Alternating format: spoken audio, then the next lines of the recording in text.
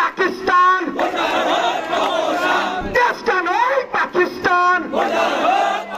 কোটা পদ্ধতির সংস্কার ও সরকারি চাকরিতে সর্বসাকুল্যে 10% কোটার দাবি জানিয়ে বিক্ষোভ কর্মসূচি পালন করেছে রাজশাহী বিশ্ববিদ্যালয়ের সাধারণ শিক্ষার্থীরা। সোমবার বেলা 11টায় বিশ্ববিদ্যালয়ের প্যারিস রোডে সাধারণ শিক্ষার্থীদের ব্যানারে এই কর্মসূচি পালন করেন তারা। এছাড়াও সরকারি চাকরিতে বা জীবনে একবার কোটা ব্যবহার করতে পারবে কোটাধারী শিক্ষার্থীরা, এমন দাবিও জানান তারা।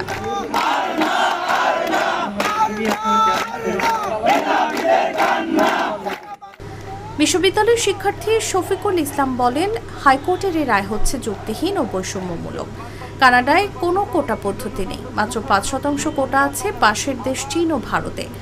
বাংলাদেশের এত উন্নয়নশীল দেশ হয়েও 56% কোটা দিচ্ছে, যা চরম বৈষম্য।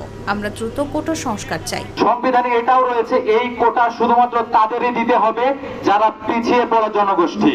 সুতরাং এই সমাজের দৃষ্টিতে যারা পিছিয়ে পড়া নয় তাদেরকে কোটার আওতাভুক্ত করা সংবিধান বহির্ভূত।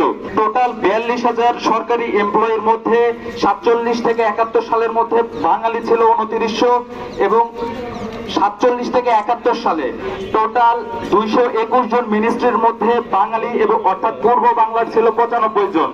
অর্থাৎ এত বৃহত্তর একটা জনগোষ্ঠীর জন্য এগুলোকে সাম করলে দেখা যায় 42% এবং 4.9% কোটা দেওয়া হয়েছিল। আমরা এটাকে বলেছিলাম বৈষম্য, এবং এই বৈষম্যের ফলে আমাদের মহান মুক্তিযুদ্ধ সংগঠিত হয়েছিল। সুতরাং 1% এবং বিলো 1% কোন জনগোষ্ঠীর জন্য 30%, 40% যদি আমরা কোটা বরাদ্দ রাখি সেটি অবশ্যই বৈষম্যের শিকার। আমরা চাই এই বৈষম্যমূলক ব্যবস্থা পুনর্গঠন করা হোক এবং সাধারণ যে শিক্ষার্থী, মেধাবী যে শিক্ষার্থী, তাদের দাবি মেনে নিয়ে মেধাবীদের সরকারি চাকরিতে সুযোগ দেওয়া হোক।